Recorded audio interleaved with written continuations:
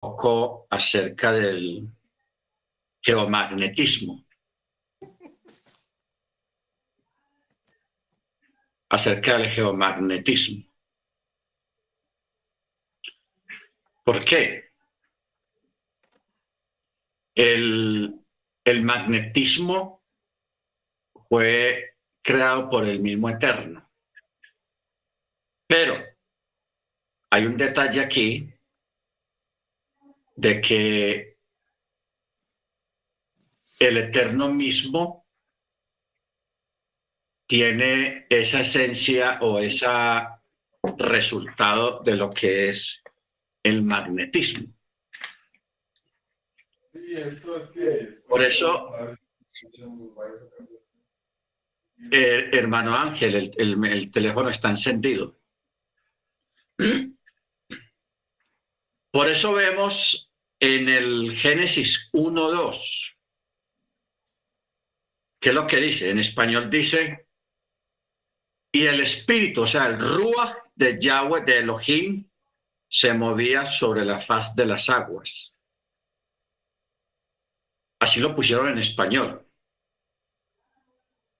Pero está escrito de una manera muy diferente, porque una cosa es que una cosa se mueva y otra cosa es que la cosa se mueva y produzca, ese movimiento produzca un efecto. ¿Ok? Esa es la gran diferencia. Entonces, en algunas versiones hebreas, israelitas, o hay comentarios acerca de la palabra que se usa allí, en el idioma hebreo. Entonces ellos lo transmiten como el espíritu, el Ruach de Elohim incubaba.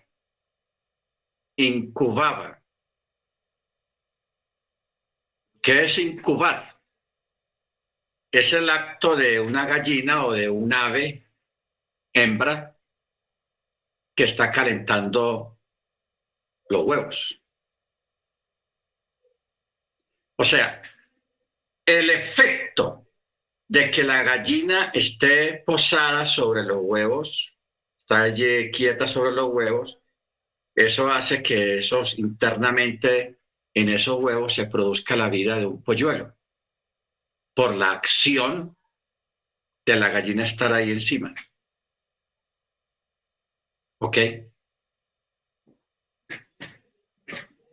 Entonces, cuando el texto dice, y el espíritu de Elohim, el Ruach de Elohim, se movía sobre la faz de las aguas, quiere decir que él en ese momento estaba creando materia y estaba haciendo cosas sobre la faz de las aguas, o sea, estaba desarrollando la creación, pero solamente por la mera presencia del Ruach de Elohim sobre la faz de las aguas, o sea, sobre el agua. No dentro del agua, sino sobre el agua, ojo, no dentro del agua. La creación no la hizo el Eterno estando adentro del agua, sino sobre las aguas. La gallina está sobre los huevos. ¿Ok? Sobre los huevos, causando ese efecto de crear la vida de los polluelos dentro del huevo. Pero mire usted que los huevos, mientras no se pose la gallina sobre ellos,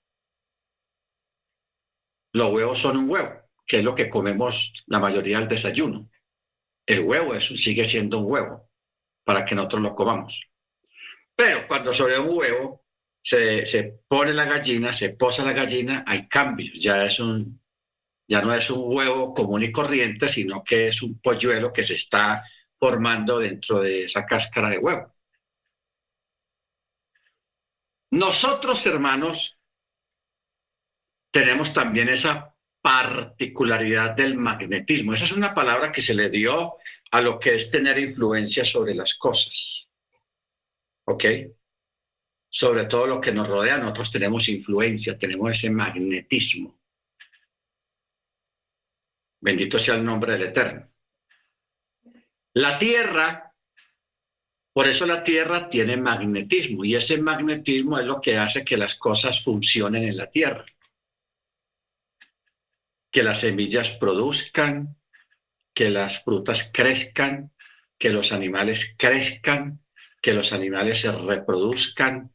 O sea, parte de ese magnetismo que hay en el mismo planeta Tierra es lo que produce también que todo el sistema de vida que hay en la Tierra funcione perfectamente. Porque hay algo, si se quitara el magnetismo, si el Eterno quitara el magnetismo que hay alrededor de la Tierra, se detiene la vida. Todo se detiene, todo. O sea, una semilla dejaría de germinar dentro de la Tierra. Un huevo dejaría de empollado, dejaría de producir el polluelo. El proceso del crecimiento de las plantas, de la apertura de las flores cuando se abren, todo eso se detendría. Todo eso se detendría y causaría una catástrofe. Baruch. Ahora, los que se acuerdan hace unos años, ¿cuánto hace que fue ese terremoto allá en Chile? El último terremoto que hubo en Chile, hermanos, que fue 9.8, o sea, el terremoto más fuerte que ha habido hasta ahora en la historia reciente fue el de Chile. 9.8 escala Richter, eso es acabar con todo. El detalle de este terremoto, hermano, fue de que fue tan potente y tan fuerte ese terremoto que movió el ángulo de la Tierra, o sea, corrió el ángulo de la Tierra como 1 o 2 grados. La Tierra se movió de su ángulo. Mire usted lo fuerte que fue el terremoto que movió la Tierra. Le hizo un leve movimiento, que eso no es nada para nosotros, pero sí tuvo unos efectos muy negativos en la naturaleza. ¿Por qué? Porque las aves migratorias, esas aves que migran todos los años del norte de Canadá y de Estados Unidos, hay una gran cantidad de aves que migran precisamente en invierno. Antes de que caiga el invierno, todas las aves emigran buscando lugares más cálidos, atraviesan México, atraviesan Centroamérica y llegan incluso aquí hasta Sudamérica. Entonces, nosotros nos acostumbramos allá en Miami porque ellos pasan por Miami en ciertas bandadas de aves, que son millones y millones de aves, pasan por Miami y como que descansan ahí, porque uno los ve en todos esos cables de electricidad, en los techos, en los árboles, pero son millones, hermanos, que están ahí 1 o 2 días y luego siguen su recorrido. Luego están ahí un tiempo, allí se aparean, ponen huevos, todo eso mientras pasa el frío. Cuando pasa el frío ya tienen polluelos y vuelven y regresan a su lugar de origen. ¿Cómo lo hacen? Que no se pierden, porque esas aves no se pierden. Siempre van al mismo lugar todos los años y de ahí regresan al lugar de donde salieron todos los años, y ese es todos los años que ocurre ese fenómeno. Igualmente en el mar, los peces grandes, estamos hablando de delfines, ballenas y cierto tipo de peces también emigran, hacen un recorrido en el mar y llegan al lugar donde se aparean, ahí tienen sus bebés y luego regresan al lugar de donde salieron y no se pierden. La mayoría de los animales, ahí el Eterno puso en el cerebro de los animales una orientación basada en el magnetismo de la que hay en la Tierra.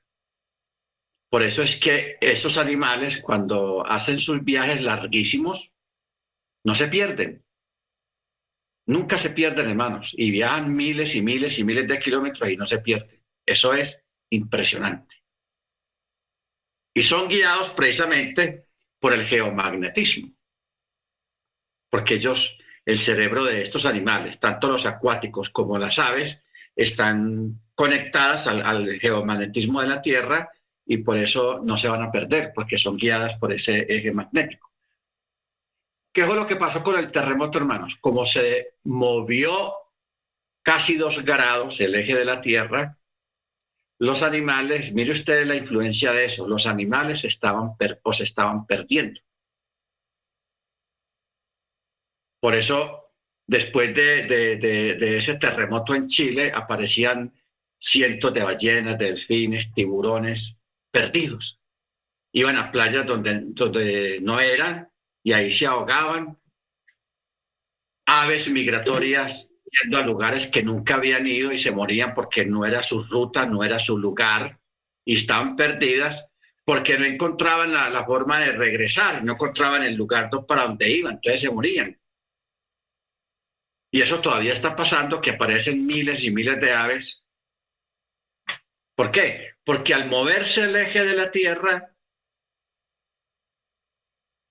se perdió como ese orden que el Eterno había establecido para orientar a las aves y los animales migratorios. Nosotros los seres humanos, nosotros no tenemos eso.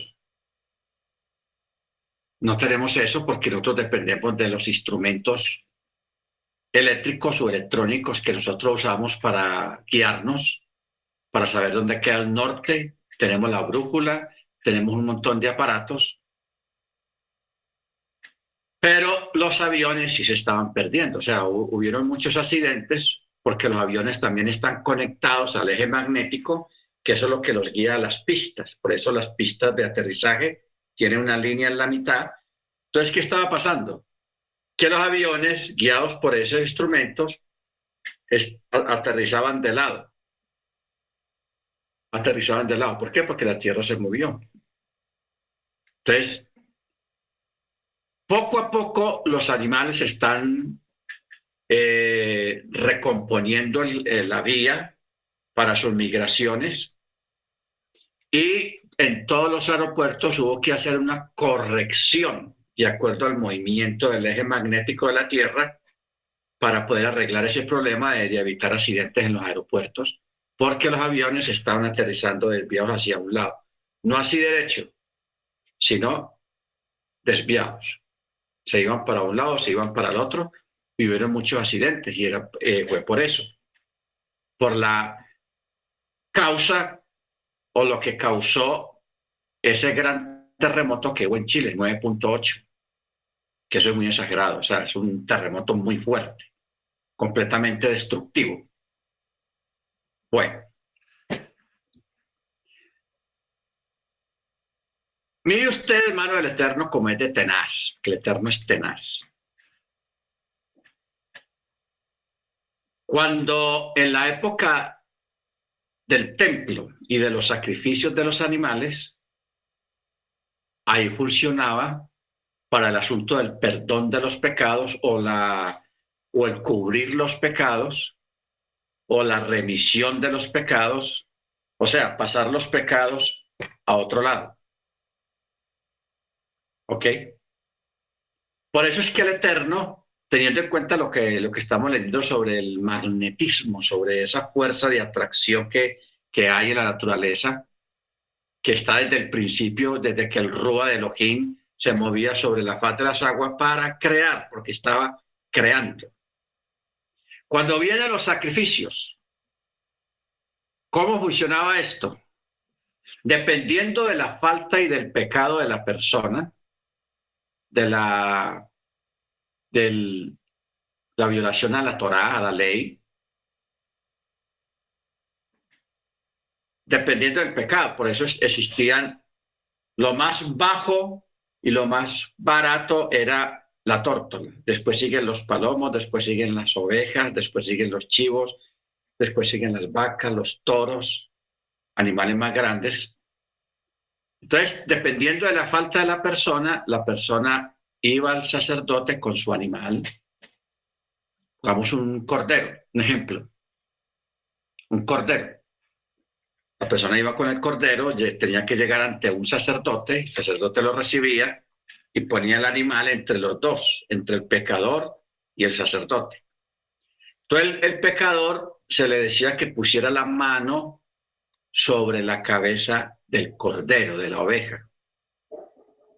Luego el sacerdote ponía la mano de él sobre la mano del pecador, porque el sacerdote era el medio, el intercesor, el mediador. ¿Qué significa eso de que el pecador o la persona ponga la mano sobre la cabeza? Le está poniendo, traspasando su pecado al animal. Al animal. Entonces, el acto de que el sacerdote ponga la mano sobre el pecador y al mismo tiempo, pues la cabeza del animal, el sacerdote está ratificando y está ayudando a que el pecado de la persona pase al animal. Luego, cuando ya se hacía esa operación y esa oración, porque eso era como una oración, entonces el animal lo llevaban allá adentro y lo sacrificaban en sustitución de la persona. ¿Ok? Porque el que debía de morir era la persona. Tenía que ser sacrificada la persona por su pecado, porque se escribió y desde un principio se dijo, el alma que pecare, esa morirá. Pero el Eterno trajo un remedio, trajo un sustituto, trajo una oportunidad que fueron los animales, aptos para ese tipo de sacrificios. Previamente, la persona antes de esa operación de poner la mano sobre el animal tenía que confesar delante del sacerdote la falta. Yo he pecado, yo hice esto y esto, y bueno, entonces ya, porque primero es la confesión, luego la transmisión, se transmitía la falta al animal. El sacerdote ratificaba eso y ya luego se hacía la oración, todo el animal iba y lo sacrificaban y la sangre del animal la rociaban al altar en expiación por el pecador. Entonces aquí tenemos un acto de transmisión, de magnetismo, llamémoslo magnetismo, de transmitir un pecado a un animal. ¿Ok? Mire que eso, así también funciona todo esto, funciona también en esta parte. Luego viene Yeshua. Porque ¿cuál es el problema que había con el sacrificio de animales? Que como era un animal no inteligente, no hecho a imagen y semejanza del Eterno, entonces el sacrificio del animal al menos aplacaba la ira del Eterno sobre el pecador. En este caso, sobre el animal, porque la ira del Eterno se iba sobre el animal, por eso el animal tenía que morir, ser sacrificado. ¿Ok? Pero ese sacrificio cubría el pecado, lo tapaba nomás, como para aplacar la ira del Eterno. Tapaba, lo cubría, pero no lo quitaba de raíz. El pecador seguía siendo un pecador. Entonces, por eso es que vino Yeshua, quien se ofreció a sí mismo como víctima, como sacrificio por todos los pecadores. Y ofreció su propia sangre en sustitución por nosotros. O sea, ofreció un sacrificio más perfecto. Más perfecto. Ya no era a través de un animal, sino de un ser humano. Sacrificio más perfecto. Entonces, Él ahora, todavía en este tiempo, a través de primero del arrepentimiento y la invocación del nombre y la promesa del sacrificio allá en el madero, es que nosotros ya somos perdonados, limpiados, justificados delante del Eterno a través de la sangre de nuestro Adón Yeshua Hamashiach. Sacrificio más perfecto. Entonces mire usted el poder que tiene esa sangre y el poder que tiene ese nombre, el nombre del Adón Yeshua Hamashiach, que aunque ese sacrificio se realizó hace cerca de 2000 años, todavía tiene vigencia. Y esa vigencia se hace palpable, se hace latente o obra cuando se invoca la sangre del Mesías y el nombre del Adón Yeshua Hamashiach, las dos cosas, no una sola, tienen que ser las dos. Para un caso de arrepentimiento por primera vez. Y ya la persona ya queda completamente santificada, justificada. Por eso Pablo dice, justificados pues por la fe. Tenemos paz para con Elohim por medio de nuestro Adón Yeshua Hamashiach. ¿Ok? Por medio de él. Entonces, ¿qué ocurre? Esto no para aquí. Este asunto del geomagnetismo o la influencia, la irradiación que que nosotros tenemos hacia nuestro alrededor. Alguna vez estuvimos hablando hace tiempos acerca de esa virtud que tienen algunos animales.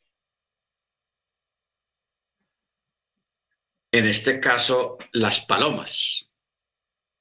Y hay otro animal, ya me olvidó el nombre, uno que saca la sangre, que lo ponen aquí, es como una babosa, y se pone ahí en alguna parte del cuerpo y absorbe la sangre, y lo hace literal.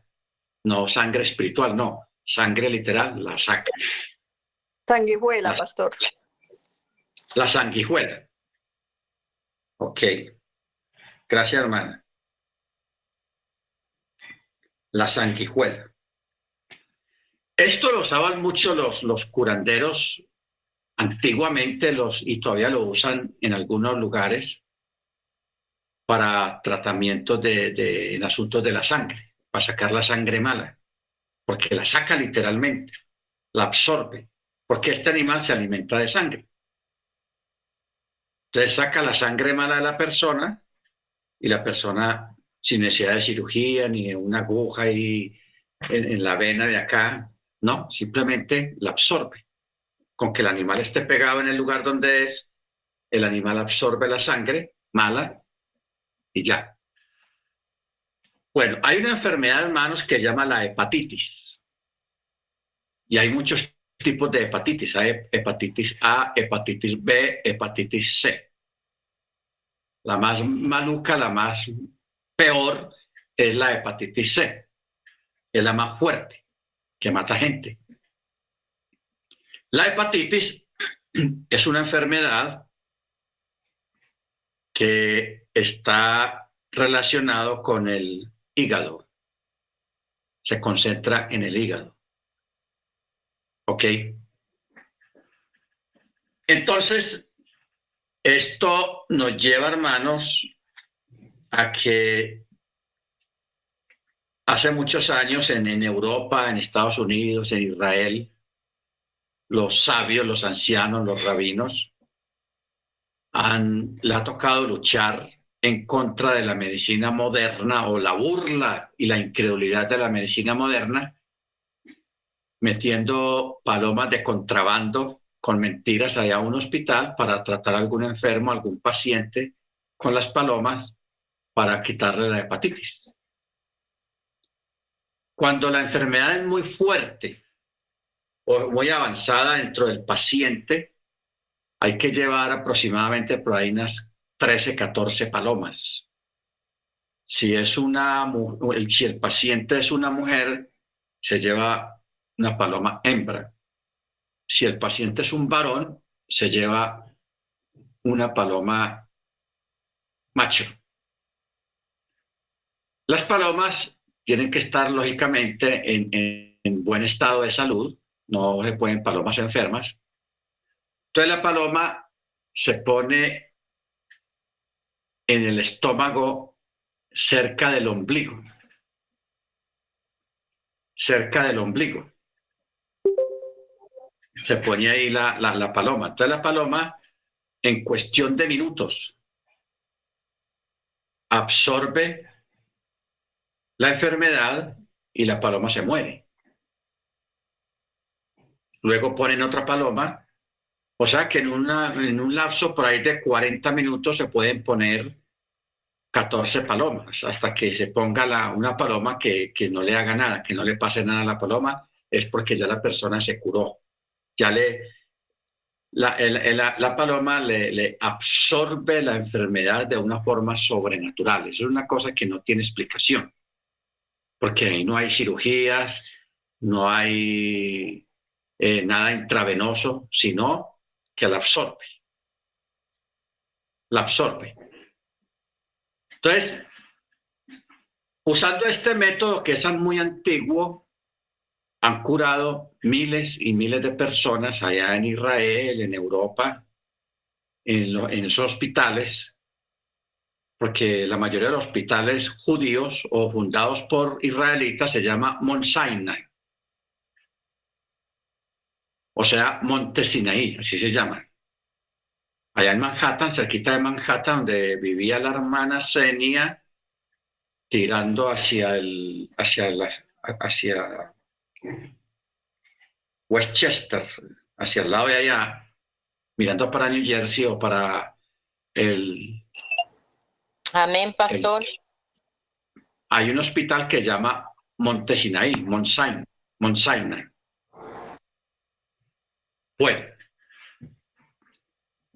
esto, hermanos, esto es real porque el Eterno es perfecto. Todavía existen muchos otros animales, no todos los animales pueden hacer eso. Las palomas tienen esa particularidad de absorber, solamente las palomas, de absorber la hepatitis.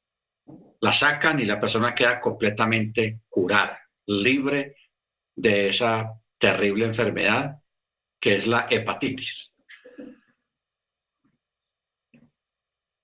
Otros animales también tienen esa particularidad de absorber.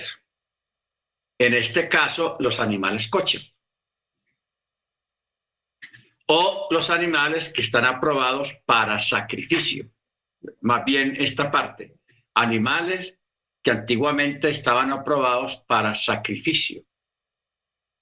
Porque el animal, cuando el pecador ponía la mano sobre la cabeza del animal, absorbía la culpa y el pecado de la persona era traspasado al animal. ¿Ok? Por eso el animal lo sacrificaban, porque allí a través de ese sacrificio se consumaba la ira del Eterno sobre el animal, porque llevaba el pecado de la persona. O sea, había una transmisión. Había una transmisión. Si uno se pone a mirar, hermanos, todo el misterio de cómo todavía la sangre de Yeshua obra sobre los pecadores para purificación y limpieza de los pecados, eso es algo sobrenatural. Que hay que creerlo, porque si un animal es capaz de absorber una enfermedad sin rajar, sin hacer ningún corte o una cirugía o una transfusión con agujas y tubos, si un animal es capaz de hacer eso, si una sanguijuela, sin hacer ningún corte en la piel de la persona, es capaz de sacar la sangre y absorberla, literalmente, ¿qué más no puede haber en la misma naturaleza que pueda realizar este tipo de acciones? ¿Y cuánto más cuando hablamos acerca de la sangre del Mesías que nos limpia de todo pecado. Bueno, entonces, ya esto, ¿a dónde nos lleva? Nos lleva a la doctrina o la enseñanza dada por Rab Shaul acerca de la imposición de las manos. O sea, así como el sacerdote ponía la mano sobre la mano del pecador que estaba sobre la cabeza del animal, del cordero, de la vaca o del palomo o la tórtola, que eso es algo que nosotros ya lo sabemos, lo conocemos porque está en las escrituras. Eso no se ha terminado todavía. Ha cambiado el motivo, pero la esencia de la imposición de las manos continúa en pie. Continúa en pie. Por eso, en las cartas apostólicas, el apóstol dice, por ejemplo, en el libro de Jacob, o sea, Santiago,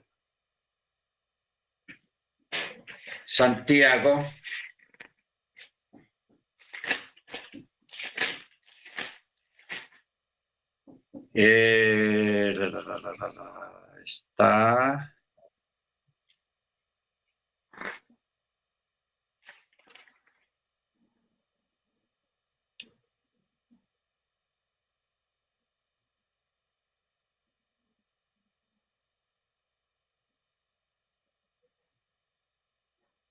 en el libro de Santiago.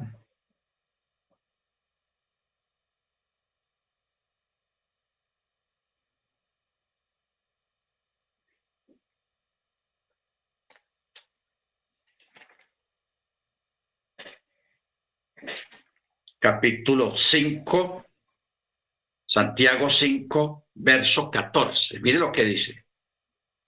¿Está alguno enfermo entre vosotros? Mande llamar a los ancianos de la Keilah, de la congregación. Oren por él, ungiéndole con aceite, en el nombre del Adón Yeshua. Y la oración de fe sanará al enfermo y el Eterno lo levantará, y si hubiere cometido pecados, le serán perdonados. O sea que hay una remisión de los pecados.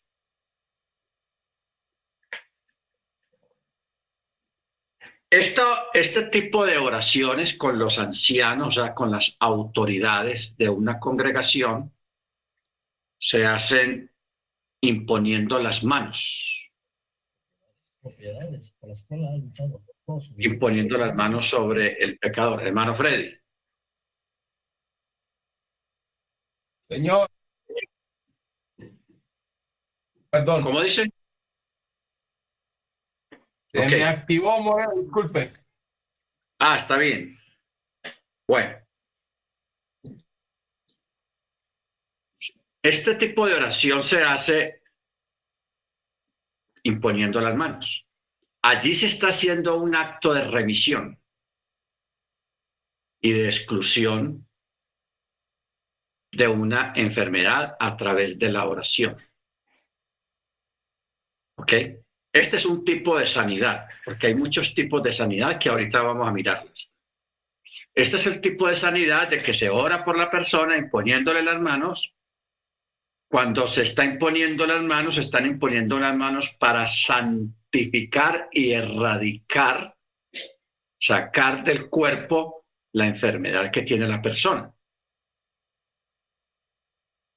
Pero esa enfermedad se tira hacia afuera. O se deshace dentro del cuerpo de la persona que está enferma. Todo depende del tipo de enfermedad que tenga la persona. Hay enfermedades que con la mera oración la enfermedad se deshace, se disuelve. O sea, de la misma forma que una enfermedad entra a un cuerpo, de esa misma forma se deshace. Porque hay enfermedades que se empollan adentro del organismo de la nada, por cualquier circunstancia, y empiezan a crecer y a crecer y a crecer hasta que ya afecta a la persona físicamente, literalmente.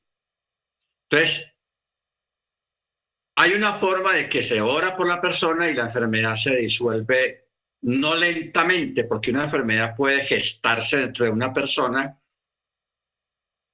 en 8 días, en 1 mes, en 2 meses, en 4 meses, o en muchos años.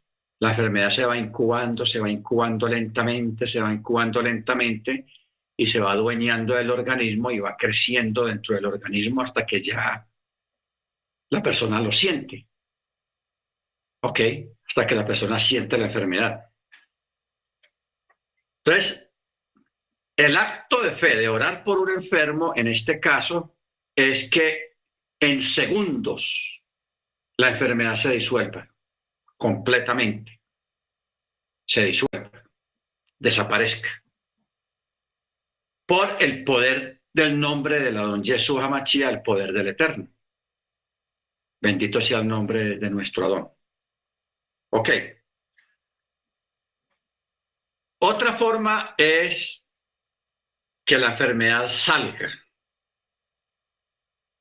La enfermedad salga del cuerpo, pero no ocupe otro cuerpo, sino y se disuelva en el aire, porque en el aire se tiene que disolver y desaparecer. Ya cuando se habla de demonios o de espíritus, cuando una enfermedad es un espíritu, un demonio, pues ya el tratamiento y el desarrollo de esto es diferente. Es diferente. O sea, aquí prácticamente estamos en una clase de cómo enseñar, cómo orar por un enfermo y cómo opera una sanidad en una persona, para que usted lo aprenda y lo aplique siempre que haya necesidad. Ok. Hay otra forma que se llama a través del estigma. A través del estigma. O sea, que usted, esto se hace más bien con gente de la misma familia o una persona de mucha confianza, se hace este tipo de oraciones. No se puede hacer con todo el mundo, sino con cierto tipo de personas. ¿Cómo funciona esto? Usted va a orar por la persona y la persona le va a remitir la enfermedad a usted. O sea, la enfermedad va a pasar a usted, a su cuerpo, a su organismo. Dependiendo del tipo de enfermedad, entonces usted la va a sentir unos días o solamente unas horas, dependiendo de la intensidad, de lo fuerte que era la enfermedad o de lo desarrollada que está la enfermedad dentro de la persona. Entonces, a usted le llega, le pasa la enfermedad a usted y en su organismo se deshace. Se deshace dentro de su cuerpo y desaparece. ¿Ok? Entonces, cuando uno lee Isaías 53, ahí entiende uno muchas cosas, porque ese es un capítulo que no es para uno tirárselo a la gente, véalo, tírele de Isaías, no, sino que hay que leerlo bien, porque ahí habla de lo que estamos hablando, expresa lo que estamos hablando.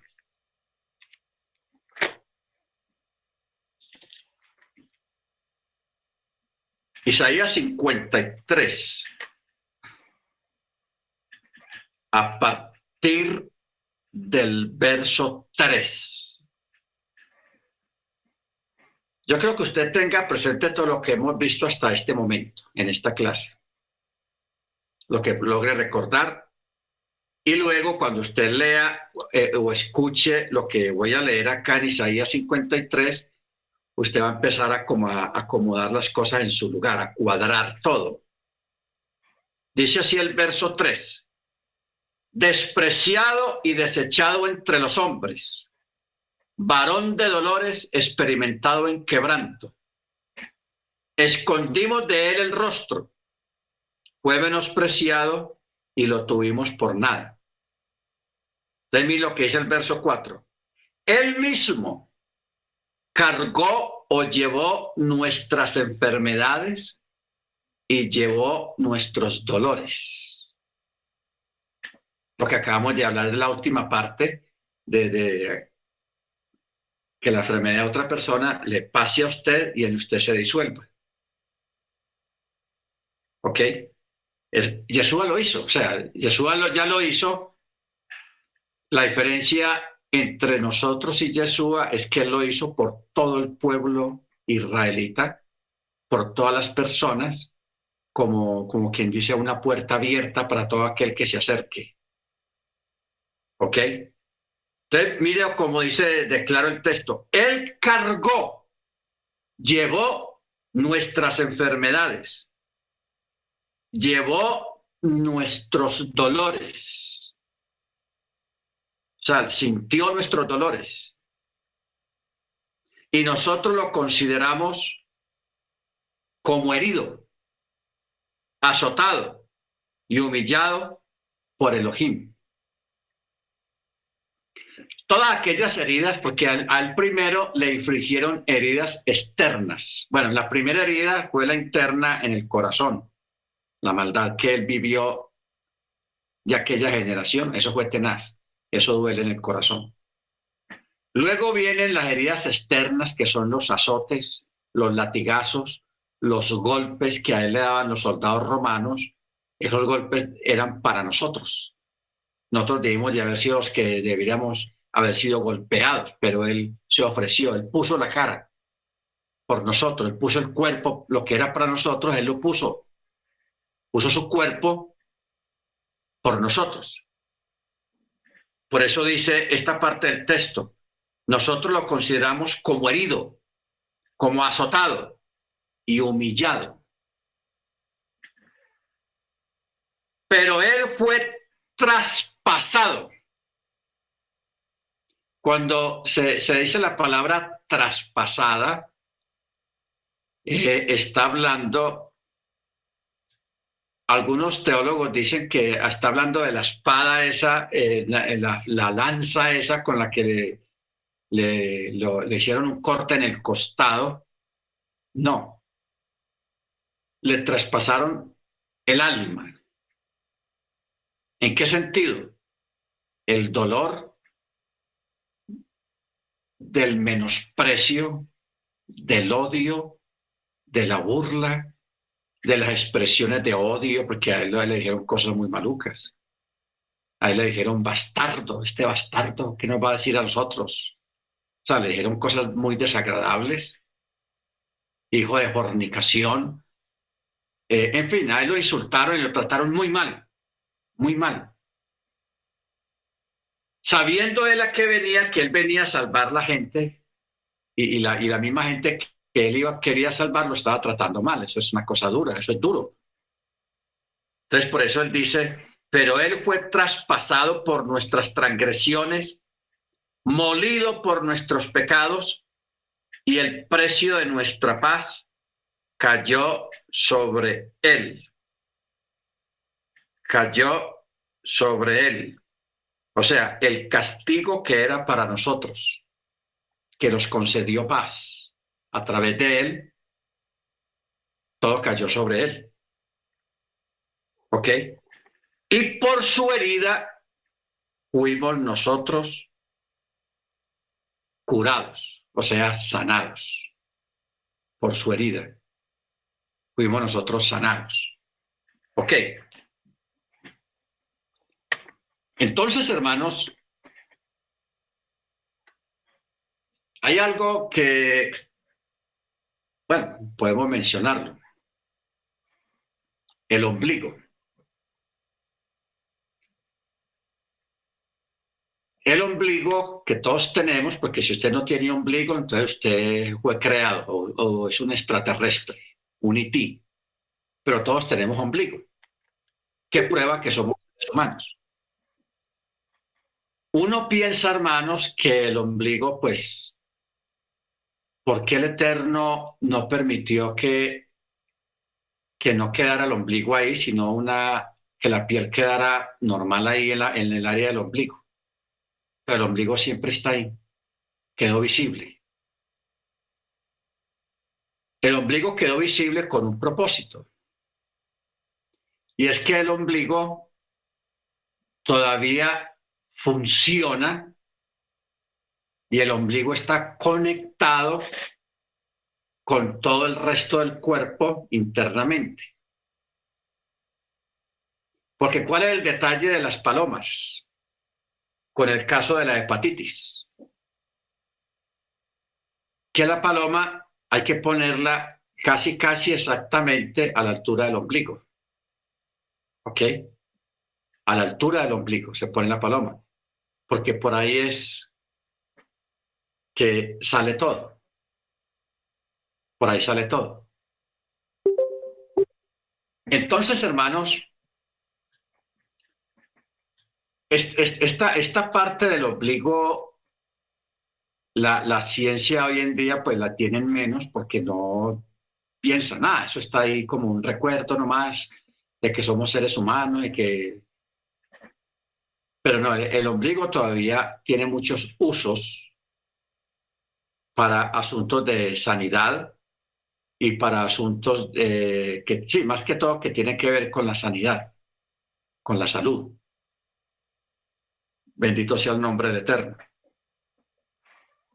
Por eso no es bueno lo que pasa hoy en día, que los muchachos y las niñas o las mujeres se ponen una argolla ahí en el ombligo, o sea, se rompen el ombligo y se ponen una argollita ahí, esos aros que se ponen. Eso no se debe hacer, para nada.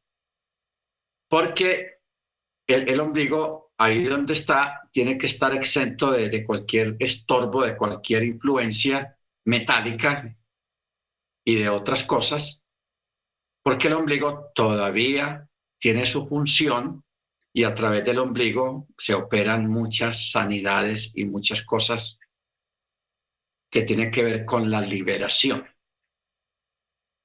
Con la liberación. Ahora,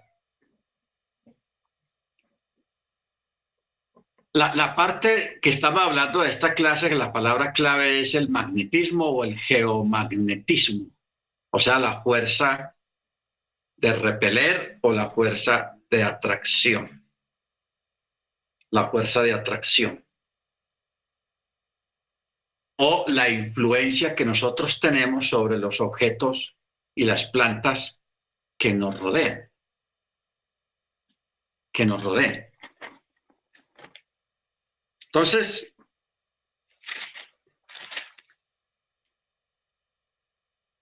cuando miramos en el verso 8, ahí mismo en Isaías 53, dice: con violencia mediante juicio fue quitado, y de su generación, ¿quién consideró que fue cortado de la tierra de los vivientes y llagado por la transgresión de mi pueblo? Y dispusieron su sepultura con los impíos, pero con el rico fue su tumba, aunque nunca hizo maldad ni hubo engaño en su boca. Le plugó al Eterno, o sea, le plació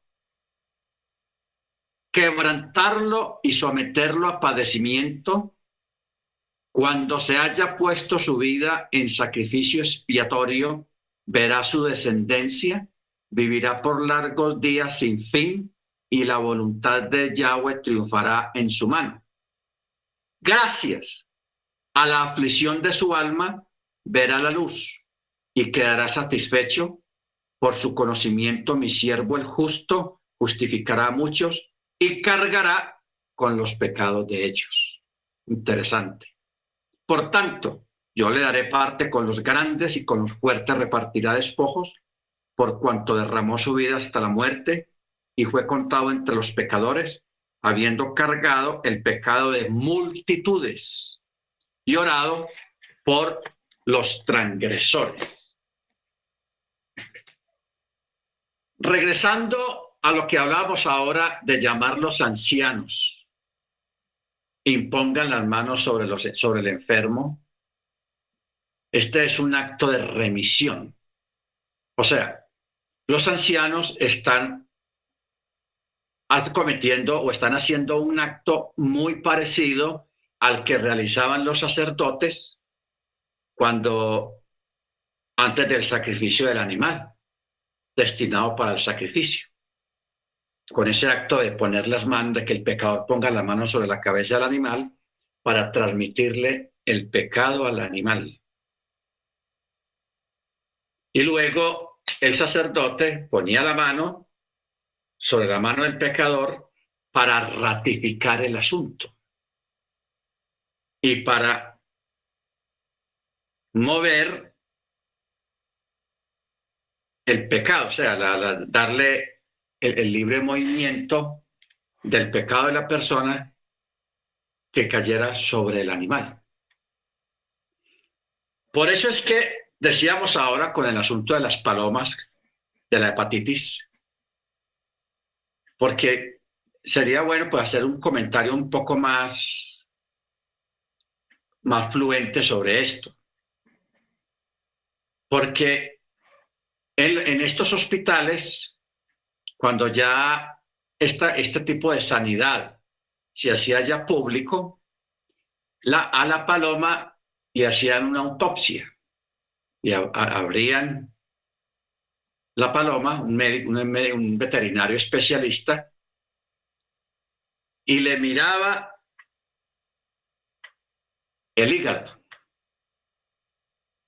Le miraba el hígado y el hígado estaba completamente destrozado, o sea, la enfermedad que tenía la persona le pasaba al animal y lo pasaba dentro del organismo del animal al hígado y mataba al animal porque el animal no resistía a esa enfermedad. O sea que el animal moría también en ese proceso. Por eso se sabía que la persona ya estaba curada cuando ponían ya una paloma y la paloma no le pasaba nada, no moría. Era porque ya no había nada que sacar, porque la persona estaba completamente libre de la enfermedad. ¿Ok? Libre de la enfermedad. Bueno, cuando uno hace esto del estigma, eso se le llama estigma, pero aquí entre nosotros, a nivel bíblico, se les llama remitir. Remitir. ¿Ok? Hacer una remisión. Pero ya no de pecado, sino de alguna enfermedad. Cuando la enfermedad pasa al voluntario, al orante, al que está haciendo este acto de misericordia, porque es un acto de misericordia también, porque se expone uno bastante. La persona que haga esto tiene que estar completamente saludable, o sea, estar bien físicamente, no raquítico, porque lo tumba, sino bien saludable y porque dependiendo del tipo de enfermedad va a entrar en el cuerpo de la persona que hace la oración y si la persona no está bien físicamente lo puede enfermar y le puede ir mal. ¿Ok? Entonces por eso la persona tiene que estar bien físicamente, bien saludable, habiendo hecho ayuno, oración, puede hacer ese acto y la enfermedad, hermanos, se va disolviendo dentro del cuerpo del orante, de la persona que hizo la oración. Empieza a disolverse. Dependiendo del estado físico de la persona, se va disolviendo lentamente o se va disolviendo rápido. Todo depende del estado físico y también de la parte espiritual. La parte espiritual de la persona. Bendito sea el nombre del Eterno. Esto es una cosa, hermanos, que los judíos y ahora nosotros siempre lo han manejado toda la vida, y nosotros pues somos el fruto de eso, porque Yeshua llevó nuestras enfermedades. Ahora, yo creo que seamos conscientes de una cosa, hermanos. Una cosa es nosotros enfermarnos por descuidos y por mala alimentación, porque estamos comiendo lo que no debemos de comer. Ojo con eso, porque ahí se cumple un dicho que dice que a Dios rogando y con el mazo dando. O sea, comiendo mal y enfermándose, diciéndole, Señor, sáname, sáname, Señor, vengan hermanos, oren por mí. Y la persona coma y coma como no debe comer, o lo que no debe comer, entonces eso sí no funciona. No funciona. ¿Ok? Eso sí no funciona. Porque es que hay enfermedades, hermanos, que realmente nosotros mismos nos las provocamos por nuestros desórdenes de vida o desórdenes de carácter alimenticio en la dieta, que no estamos comiendo bien. ¿Ok? Hay que tener cuidado con eso. Hay que tener cuidado con esa parte.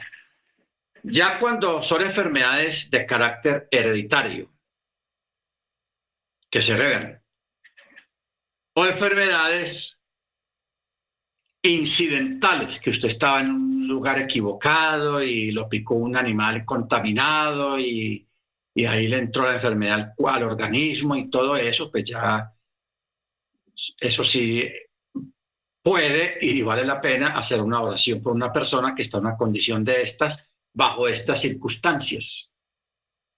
Bajo estas circunstancias. ¿Ok? Ahora, algo que nosotros debemos de tener en cuenta es de que no es obligatorio que la persona sea sanada. Hay veces que usted va a tratar de hacer una revisión de una enfermedad sobre una persona y no pasa nada. No ocurre nada. ¿Qué está pasando ahí? ¿Será que lo hice mal la oración o no tengo fe? No, no se trata de eso, sino que es la voluntad del Eterno que esa persona tenga esa enfermedad por represión, por castigo, por universidad espiritual, porque el Eterno está tratando de enseñarle algo a esa persona a través de una enfermedad, etcétera, etcétera. Realmente uno no sabe, eso para nosotros es un misterio, qué tratos tiene el Eterno con esa persona. ¿Ok? ¿Qué tratos tiene el Eterno con esa persona? ¿O qué circunstancia hay alrededor de esa enfermedad que la persona tiene? Como nosotros no sabemos nada de eso, nosotros prácticamente todo lo hacemos por fe. Lo hacemos por fe. Y el Eterno, cuando Él quiere honrar esa fe y quiere liberar a la persona, Él lo hace a través suyo. Y honra la fe, honra tu oración y tu acto, y la persona va a quedar libre y usted también va a quedar libre. Baruch Hashem. Bendito sea su nombre. Entonces, es importante esto, hermanos, pero vuelvo y repito, no hacerlo a la ligera,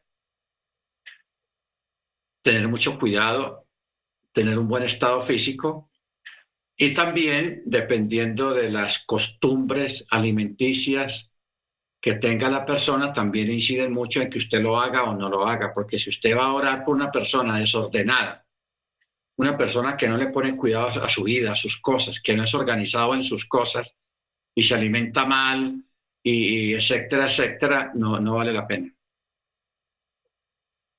No vale la pena hacerlo. ¿Ok? ¿Por qué? Porque la persona va a seguir en ese desorden. Entonces, ¿para qué? No justifica. Amén. No justifica realmente hacer una cosa de esas, exponerse uno, porque uno se expone. Bendito sea el nombre del Eterno. Muy bien. Ahora, cuando hay un intercambio de información química y física entre las células, lo cual desarrolla el movimiento de las cosas en nuestro organismo y en nuestra mente. Por eso es tan importante la alabanza, alabar al Eterno y alegrarnos en las fiestas.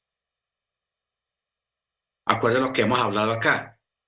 La alegría en las fiestas es un mandamiento, o sea, el alegrarse es un mandamiento. ¿Ok?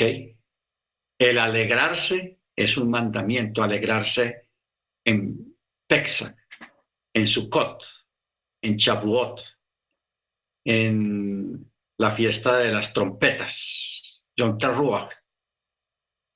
Es un mandamiento alegrarse en esas fiestas. Porque no olviden, hermano, lo que estuvimos enseñando hace días, que el espíritu de profecía entra dentro de una persona cuando la persona está alegre, está contenta o está contento en medio de una celebración. Ahí es donde entra el espíritu de profecía. El espíritu de profecía no entra dentro de una persona que está nostálgica, que está enguayabado, que está tristón, que está amargado. No, ahí no se va a sentir la cercanía de el espíritu de profecía. Ahora, mira dónde nos lleva esto, hermanos.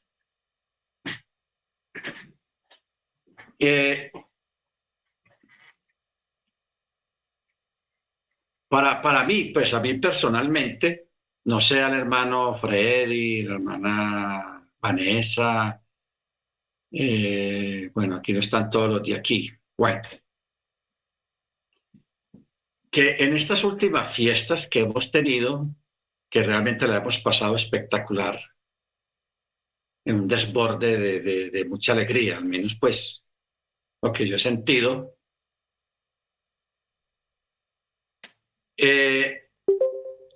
Esos son los escenarios, cuando hay una gran alegría y una libertad, o sea, que uno se olvida de tantas cosas, que está concentrado en la fiesta, en la alegría, bendito el Eterno.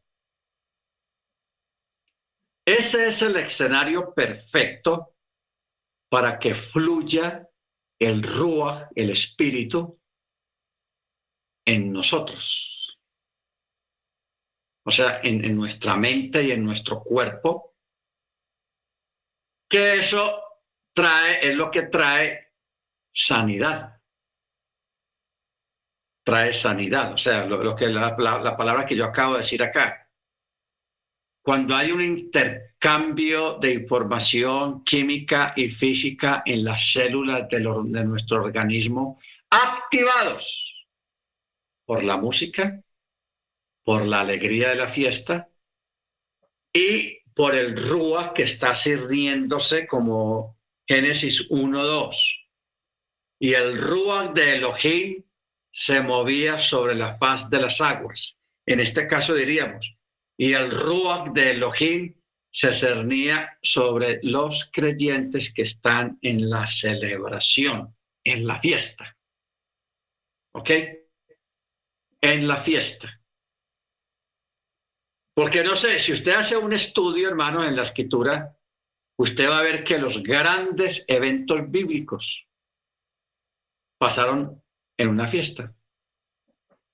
¿Cuándo pasó Pentecostés? En Shavuot, el evento ese de Pentecostés. Los grandes nacimientos, los grandes milagros, los grandes momentos bíblicos siempre fueron en fiestas o en aniversarios de algún evento. Por eso, por ejemplo, Shavuot.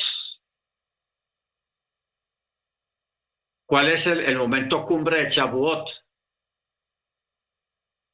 La entrega de la Torá en el Sinaí. Porque en el Sinaí, aunque no se había dado la Torá todavía oficialmente reglamentada o ratificada, porque apenas se estaba ratificando ahí en el Sinaí, pero eso fue en Shavuot. ¿Cuándo salió el pueblo hebreo de Egipto? Pesach. Grandes momentos. Entonces, cuando uno examina todos esos detalles, cuando Abraham iba a ofrecer a Isaac, eso era una fiesta. Era un día que más adelante sería una una fiesta. Y el lugar donde se hizo eso, ahí va a ser construido el templo. O sea, todo tiene sentido, todo cobra sentido, que la mayoría de los grandes eventos proféticos también que vienen en el futuro y son en las fiestas. Hay 3 fiestas que están pendientes.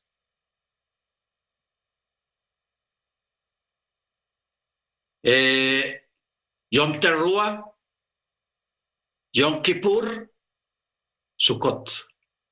Que Sukkot es la fiesta de las bodas del Cordero, la gran cena. Sukkot, Baruch Hashem. Y Yom Teruah, lo más grande, la venida del Señor. Yom Teruah. Entonces, por eso es importante, hermanos, la alegría.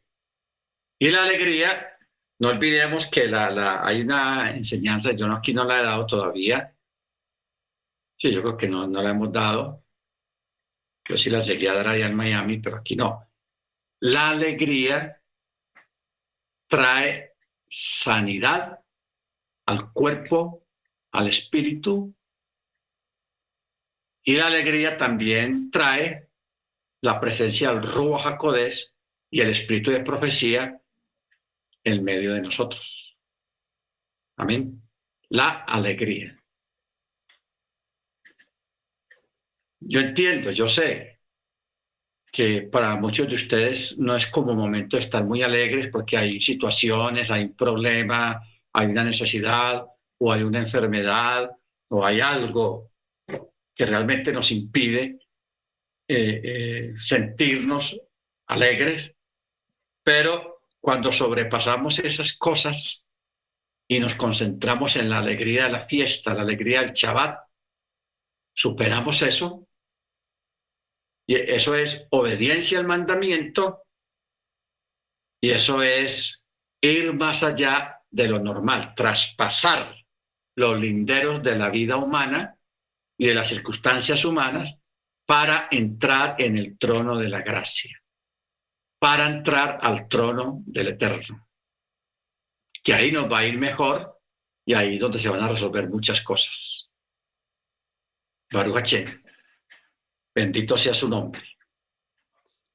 Bueno, vamos a alguien quiere aportar algo o preguntar algo, bien puede hacerlo.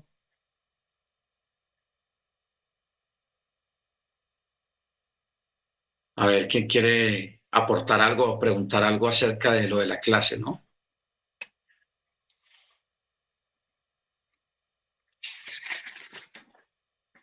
Bueno, está bien.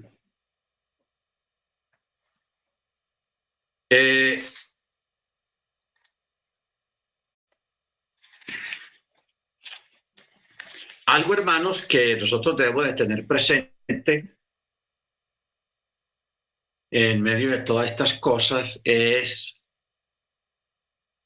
de que también existe un mundo espiritual que está regido por entidades espirituales opuestas.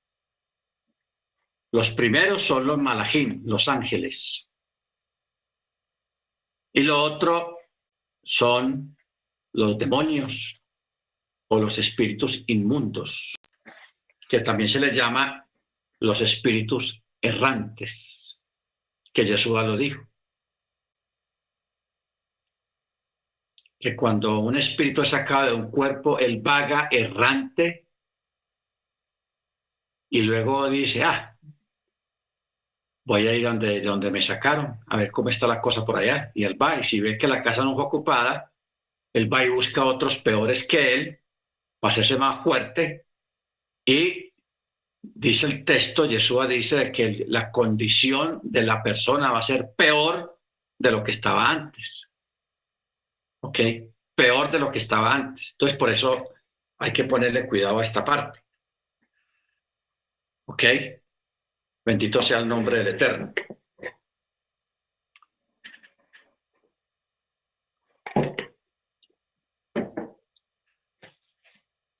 Muy bien. Mire usted, hermanos, todo lo que extraímos nada más de 2 versículos, Génesis 1, verso 1 y verso 2. El significado de, y el Ruach de Elohim se movía sobre la faz de las aguas. ¿Qué era lo que estaba pasando? ¿Y por qué se movía sobre la faz de las aguas? O sea, todo esto movimiento produjo o produce una alineación. ¿Qué es alinearse? Organizar las cosas. ¿Ok?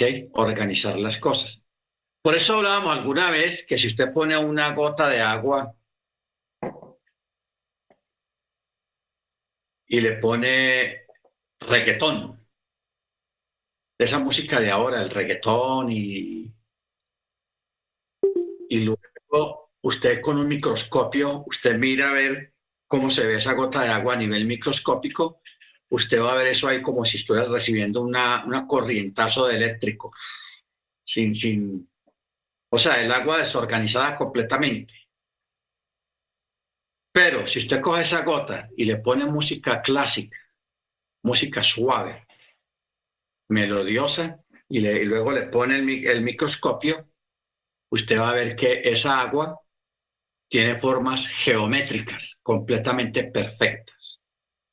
Ojo, formas geométricas completamente perfectas. No que trata de aparecerse una estrella o un